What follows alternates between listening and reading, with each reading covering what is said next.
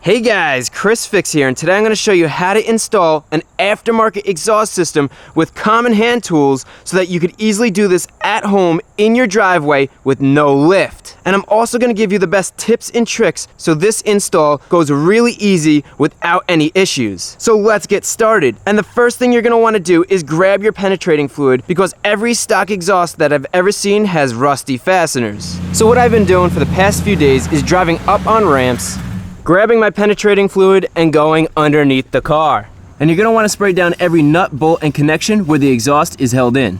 And I highly suggest doing this once a day for a couple of days before you go and install your exhaust. Trust me, it's going to make it so much easier for those nuts and bolts to come out. You won't strip any, you won't round any, and you won't snap any. Now, as these bolts are soaking in penetrating fluid, I have two main goals with installing this exhaust. The first goal, and the most important goal to me, is how this exhaust is going to sound. And to give you an idea, this is what the stock exhaust sounds like.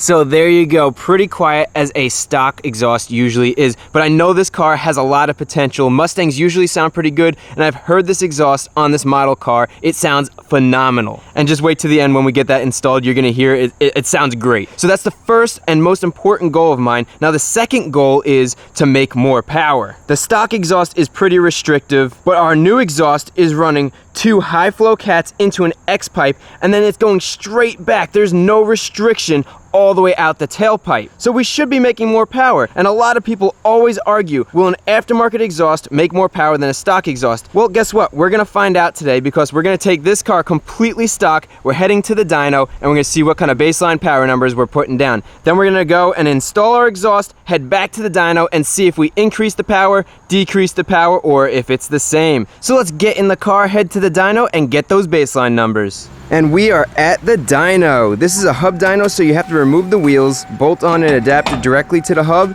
and then slide the dyno onto the adapter. Think of this as like a treadmill for your car to see how much power she puts down. The stock engine makes 225 horsepower and 290 foot-pounds of torque. So what do you think the car is going to put down at the rear wheels? Well, let's find out.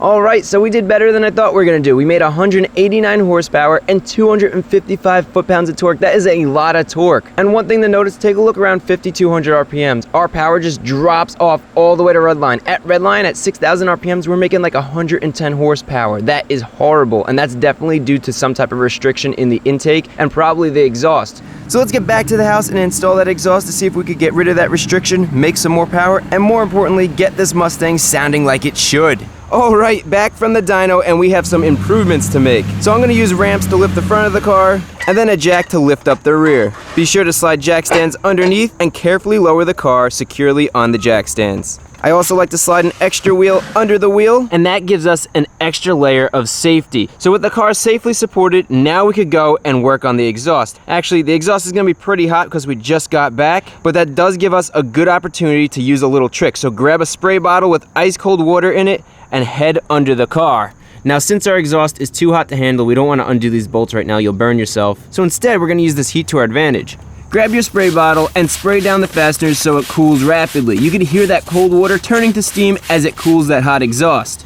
And what this trick does is it cools the metal really quickly, so that cracks the rust inside the threads where we can't get to it, especially with the penetrating fluid. And that's going to make taking these bolts out a lot easier. Now we need to let the exhaust cool so we can handle it without getting burnt. And about an hour later, the exhaust is cool enough to handle, especially in the rear where we're going to start removing it. Let's swing around to the other side. And I want to show you how the exhaust is run. So it goes up and over the axle into the muffler. So from the muffler all the way up and over to the tailpipe is one piece, which makes it difficult to remove because this axle is in the way. So what we're going to do is we're going to cut it right there. To cut the exhaust, you could use one of these inexpensive hand saws, or even better, if you have, I'm going to be using one of these electric reciprocating saws with a metal cutting blade, because this thing cuts the exhaust pipe like a hot knife through butter. Now with the exhaust cut, slide the tailpipe out of the hanger and carefully remove the exhaust by turning it over the axle just like that. So with the driver's side exhaust cut and removed, let's do the same thing to the passenger side. And perfect, there we go. So with both tailpipes cut out, now we could go back under the car and remove the mufflers. Each of these mufflers is held in here and here right after the H-pipe. So we have to undo this bolt here, and there's a bolt here on the other side that squeeze this together and hold the two pipes together. But before you go grab your ratchet and try to undo this, spray it down one more time with penetrating fluid, then grab a metal wire brush, and we want to clean the rusty threads on the bolt. The goal here is to get as much loose rust and debris out of the threads, so when we unscrew the nut, it doesn't get clogged up and make it hard to remove. Now we can get the ratchet and crack the nut free and unscrew it the rest of the way. Good. Do the other nut as well, and you can see how easily these are coming out because the simple tricks we used. And now we can slide the coupler back and pull the muffler down like that. Now the only thing holding the muffler up is the exhaust hanger, which is held in by these two bolts. So let's remove this one, good, and that one, and hold the muffler up because this bolt is all that's holding this in. Awesome. And that's one muffler out, and we did the same exact thing to get the other muffler out. And with both mufflers removed, there's only one more thing that we need to get, and that is the H-pipe, which has catalytic converters in it, and then it bolts up to the exhaust manifolds. And since we're working with catalytic converters, we're also gonna have to deal with oxygen sensors. There's gonna be sensors after the cats, and there's gonna be sensors before the cats up there. So instead of removing the sensors under the car, because it could get tight in here, we're just gonna disconnect the wiring harness. Now we could go to the upstream sensors, and those are located near the front of the car. If we look in front of the first catalytic converter, you can see the sensor, and then here's the pigtail. Just disconnect it, and we'll do the same thing on the other side. So now that all 4 oxygen sensors are disconnected, the only thing holding the exhaust up is the exhaust hanger right here, and then 4 nuts, 2 on this side and 2 on that side. So let's go remove these nuts, starting at the driver's side exhaust manifold. And these can be very difficult to remove, so I have a little trick. And that trick is, instead of using the conventional ratchet and socket like we've been using, we're gonna be using an impact gun. Now I understand not everybody's gonna have an impact gun, but trust me, rent one, borrow one from a friend, or I'll link this in the description and you could buy one, because an impact gun is gonna remove these bolts without snapping them. Watch this, just get the impact socket on the nut, and the hammering action of the impact gun loosens the nuts right up without rounding them or snapping the stud. That's the bottom, now let's do the top. And with the driver's side undone, now we could come to the passenger side, which is gonna be a little trickier. Sure, we could easily get to the top nut, but the bottom nut is buried tight all the way back behind the oxygen sensor, which we're gonna have to remove. So heat the threads up, which is gonna make this easier to loosen, and there really isn't much room to get the wrench in here, but luckily this loosened right up. Now this is so hot and I can't handle it, so I'm gonna cool it down with some water, and now we could hand loosen it the rest of the way. Then grab the impact with a swivel socket and impact that nut loose. Beautiful. And for the final nut, we could just as easily get in there with our impact and buzz it right out. But instead of doing that, I don't want people who don't have impact guns to get discouraged. If you can't get one, if you can't borrow one, you can't buy one, don't worry. This job is completely doable with common hand tools. And to prove that to you, I'm gonna remove the top nut with a ratchet. Just extend the ratchet for some more leverage, crack the nut loose, and loosen this up all the way. Good. Now this is gonna be pretty heavy, so carefully wiggle it and pull it out. And then slide the exhaust out from under the car. All right, out with the old and in with the new. Check that out. That looks so good. I cannot wait to get this exhaust in the car. And since we do have the 2 exhausts side by side, I want to show some of the main differences. The first thing that stands out right away, 6 catalytic converters on the stock exhaust. That is insanely restrictive. With the aftermarket, we have 2 high flow cats, which is awesome for exhaust flow. Speaking of exhaust flow, we have a stock H pipe right here on the stock exhaust, and we're going to an X pipe, which is going to help with exhaust scavenging, hopefully giving us more horsepower. We'll find out in a little bit. Then after that, we're coming back down. We have the stock mufflers, highly restrictive. Well, you know what? Instead of me just telling you they're restrictive, check this out. I'm using my plasma cutter to slice through the outside shell of the muffler so we can look inside. And this thing is so cool. That's the power of plasma. Now this is a really cool cutaway. I've always wanted to see the inside of this muffler. Now the stock muffler is going to be restrictive. That's just how it is. They need to keep the noise levels down so they could pass all states, all countries, sound regulations. So what we have here is we have the exhaust flowing this way, and then the exhaust has to come out that way to go to the tailpipe. And in order for that to happen, the exhaust has to flow here, turn a tight 90 degrees, and then fit through this tiny hole, go through this tube, which is then bottlenecked and then goes out that way. And then this tube here, if you're wondering what that's for, some of the exhaust is gonna go into here, but a lot of the sound waves are gonna go into here and get canceled out and not be as loud. Same thing with over here. You can see all these little holes here. The sound waves will bounce off this and then bounce through here and then bounce around and kind of cancel each other out. But the exhaust flow has to go here and then here. That's the only way it could actually travel out of the muffler. So that's the restrictive stock muffler. Let's go check out the aftermarket muffler. I don't even know if you could call it a muffler because it is straight through. This thing is gonna sound so good and the exhaust flow is gonna be incredible. Hopefully that'll help us get some more power out of the engine. And then after the mufflers, it's pretty much an identical setup and it just goes back over the axle, out the tailpipes. So enough talk about the exhaust system. I cannot wait to get this in the car, hear how it sounds. By the way, this is an SLP exhaust. I'm gonna go put a link in the description so you can easily find it if you like how it sounds. I'm curious to see how much power we're gonna get. Are we gonna get an extra 10, 11 horsepower so that we could break that 200 horsepower mark? Let's go find out. The first thing we're gonna wanna do is we wanna get these oxygen sensors off the old exhaust and put them on the new exhaust. And there's a little trick to get these off because they could get pretty stubborn. And that trick is to use some heat. I have a little propane torch here and just heat up around the threads. Then you could easily get a wrench and pop this right off. Unscrew it the rest of the way by hand, and that's all it takes to remove oxygen sensors. So this oxygen sensor with the blue pigtail goes on the driver's side. But before you screw this in, to make them come off a lot easier next time, what we're gonna do is we're gonna get a little bit of anti-seize and add the anti-seize to the threads. You wanna be careful because you only wanna get it on the threads, not on the sensor. And the anti-seize is gonna make this sensor come out a lot easier next time if you ever need to replace it. You won't even need any heat. Then all you need to do is snug down the sensor. It should be tightened to about 25 foot-pounds of torque. So follow the same exact process for the other sensors. So the after-cat oxygen sensors are in, now we need to do the before-cat sensors. And follow the same process again, making sure it's tight and there's nothing to it. And a quick tip with your old exhaust, some people need the old exhaust, so they might buy the tailpipes from you or the mufflers from you. If you don't feel like selling it, take it to a junkyard, take it to a recycle center. I was offered $17 for each cat, and there's 6 cats, so that's a pretty good amount of money. And you could be offered up to 50 bucks a cat, so that's pretty good compared to throwing it out. And there's actually some value here, I just want to let you guys know that.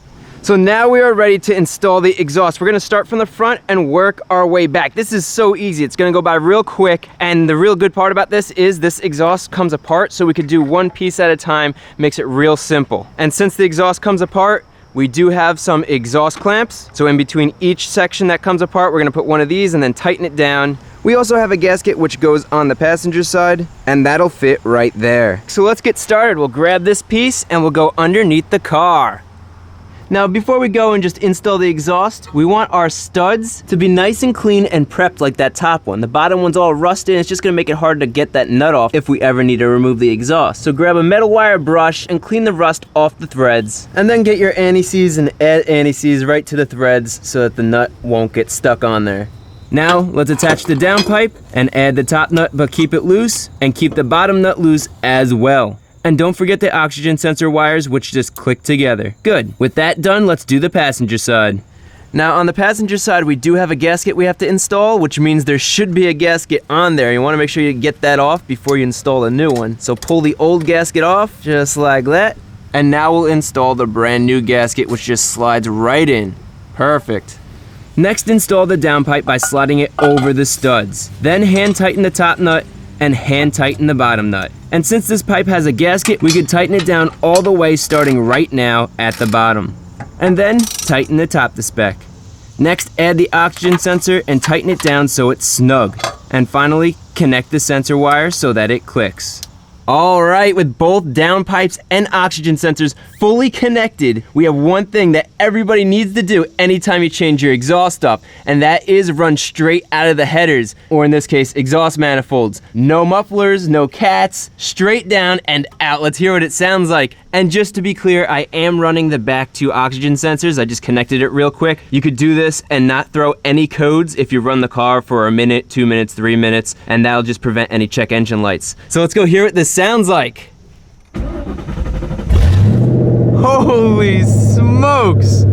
Now we can't let it run too long, but I do want it to warm up just a little bit before I start revving it up. Okay, here it goes. Oh, oh my God.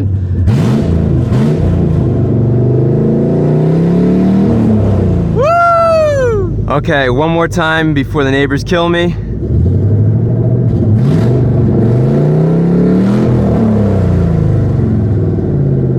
Oh my God, that sounds so good. Okay, that's enough. Oh, I cannot wait to get this exhaust installed completely.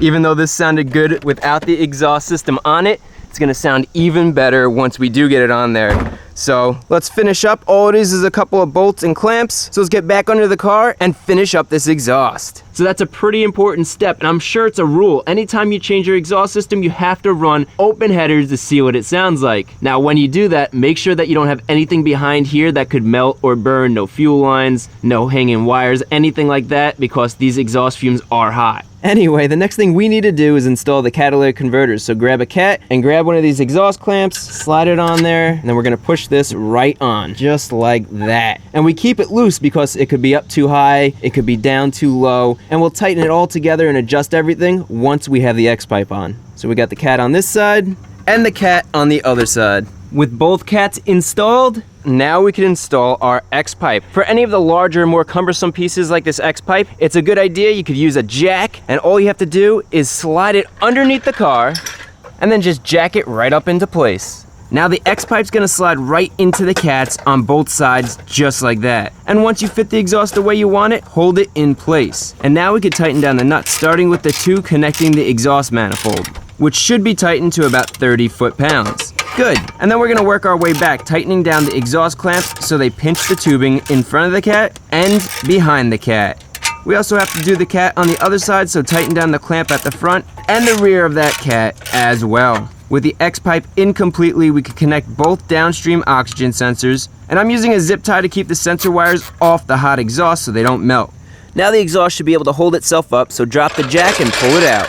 Okay, so that's everything from the downpipes, cats, to the X-pipe. And now we're gonna install the pipes that run to the back of the car. And from this point on, everything we do on the driver's side is gonna be identical to the passenger side. So with that being said, let me show you the driver's side. We'll speed through the process because I really wanna hear this exhaust, and I wanna get to the dyno and see if we got any power out of it. So before we add any pipes, the first thing we're gonna do is add our exhaust hangers. These hangers mount in the stock location and use the stock bolts. So hand tighten them to hold the hanger in place. And then with the ratchet, we're gonna tighten the left and right bolts to spec so it's nice and sturdy. Now since we're already here, let's get the over axle pipe and slide it over the axle right there. Now grab your soapy water and spray it onto the rubber hangers to lubricate it and make it a lot easier to slide the metal rods into the rubber. So slide that top hanger in place, good, and then do the bottom hanger, and they just slipped right in nice and easy.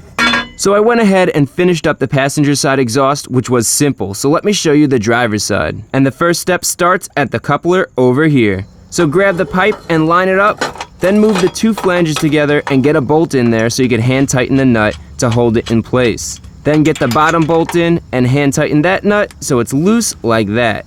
Next, slide the muffler in place, then attach the exhaust tube after the axle, and finally the polished tailpipe slides into place, and then push the rod into the exhaust hanger to hold it up. Alright, so with the tailpipe in, we are completely done. We just want to make sure that the exhaust is not touching any part of the car body, making sure it's not hitting the brake lines over there, and it's not. So we are good to go. Now we just need to tighten it all down. Start tightening the two exhaust flange bolts and be sure to tighten them down evenly so there's no exhaust leaks. Then tighten down the exhaust clamps holding the muffler in place so they pinch the pipes tightly together. And next, tighten the pipe over the axle. Good. And the last piece is the tailpipe. Now you want to try to make sure that the tailpipe comes out as far as you can and as far as it still looks good. And in this case, I'm gonna pull it out past the bumper like that. Now you want it past the bumper because the sound waves are gonna be coming out of here. And if you don't have it past the bumper, they're gonna bounce off in the bumper underneath the car and you're gonna get a lot of interior resonance. And it's gonna be annoying to drive. If you have it past the bumper, then the sound waves are gonna come out here and it won't be as loud inside the car. So that looks pretty good like that. I have both tailpipes set up. I like how it looks. Let's go tighten it down. And that's going nowhere. Beautiful. And we are done installing an entire exhaust system. That looks so good. All right, now let's go start her up. I cannot wait to hear what this sounds like. Oh man, that sounds so good. I want to hesitate to rev it up, and let's go check underneath the car for leaks. So you're gonna want to grab some soapy water, and we're gonna quickly check for any leaks. Starting from the front, you just want to spray down all the seams and look for any bubbling. Anywhere there's air coming out will be signified with bubbles, and this is all looking good. So I'll check the whole exhaust and just give it a quick spray down. All right, at the back of the car, checked everything for leaks. There are no leaks that I could find. So now let's get the car off the jack stands and ramps and hear a before and after, and then head to the dyno to see how much power we made.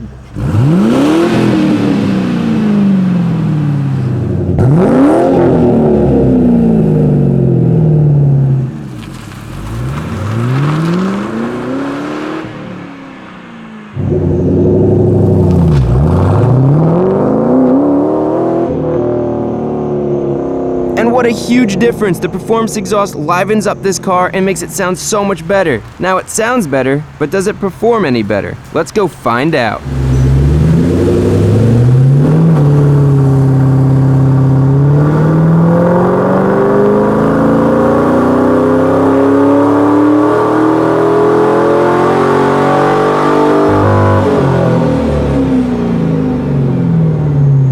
So after 3 very similar runs, we made 270 foot-pounds of torque and 199 horsepower, so close to 200. And comparing before, which is the lighter line, and after, which is the darker line, we gained 15 foot-pounds of torque and 10 horsepower. And if you look at the lower RPMs, where a lot of people say if you reduce back pressure, you're gonna lose horsepower and torque, well, we actually gained horsepower and torque, not only at the lower RPMs, but along the whole RPM band, which is pretty good. But you can still see at 5,200 RPMs to redline, we still have that bottleneck, which is probably due to an intake, so I ordered a high-performance intake. And we will be doing a video on how to install it, so stay tuned for that. So 10 horsepower, we can't really complain about that, especially when all we wanted was this. That sounds so good, I love it. So there you go, that is how you install a complete exhaust system, from the tailpipes to the catalytic converters and downpipes, all the little tips and tricks. I hope the video was helpful. If it was, remember to give it a thumbs up. Also, if you're not a subscriber, consider subscribing. We're gonna try to get that horsepower number over 200, way over 200. We got some cool things coming up. You guys are gonna love it. As always, all the products and tools I used in this video are linked in the description so you can easily find them. So stay tuned.